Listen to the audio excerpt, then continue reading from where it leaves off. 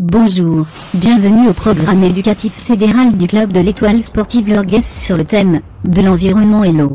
Cet atelier est proposé aux joueurs de la catégorie U7 et U8. Les joueurs devront répondre à 6 questions et devront se rendre dans la... Question numéro 1. Combien de bouteilles d'eau faut-il pour fabriquer un maillot et un short de football? Réponse numéro 1. 10 bouteilles. Réponse numéro 2. 13 bouteilles. Réponse numéro 3. 20 bouteilles.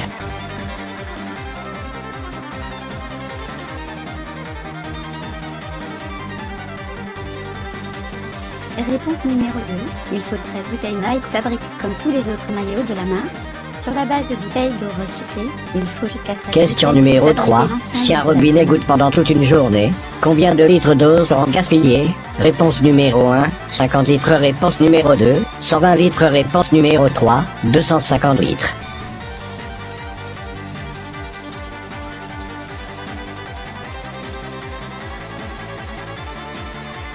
Réponse numéro 2, 120 litres, soit l'équivalent de 3 douches. Question numéro 3. Est-il préférable de prendre?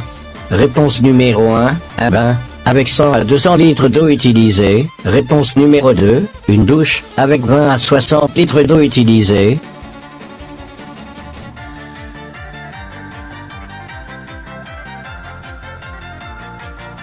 Réponse numéro 2. Une douche. Préférez les douches au bain permet non seulement d'économiser l'eau, mais aussi l'énergie qu'il faut pour chauffer l'eau. Question numéro 4. Quel est l'objet idéal pour transporter ton goûter? Réponse numéro 1. Un sac en plastique. Réponse numéro 2. Du papier d'aluminium. Réponse numéro 3. Une boîte en plastique réutilisable.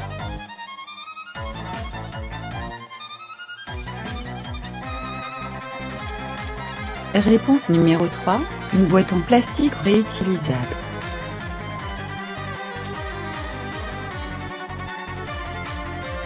Question numéro 5. Quel moyen de transport pollue le moins l'atmosphère? Réponse numéro 1. L'avion. Réponse numéro 2. Le vélo. Réponse numéro 3.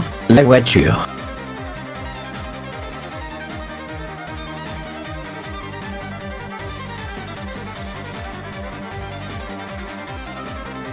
Réponse numéro 2. Le vélo. La marche à pied, le vélo, ainsi que les autres moyens de transport comme la trottinette et les rollers produisent des quantités infimes de CO2, équivalentes à 0.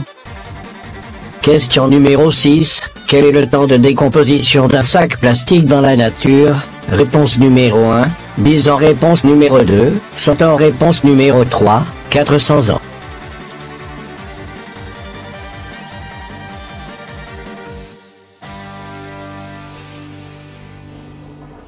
Réponse numéro 3. 400 ans. Malgré les effets néfastes sur l'environnement, de nombreuses personnes continuent à jeter dans la nature leurs déchets.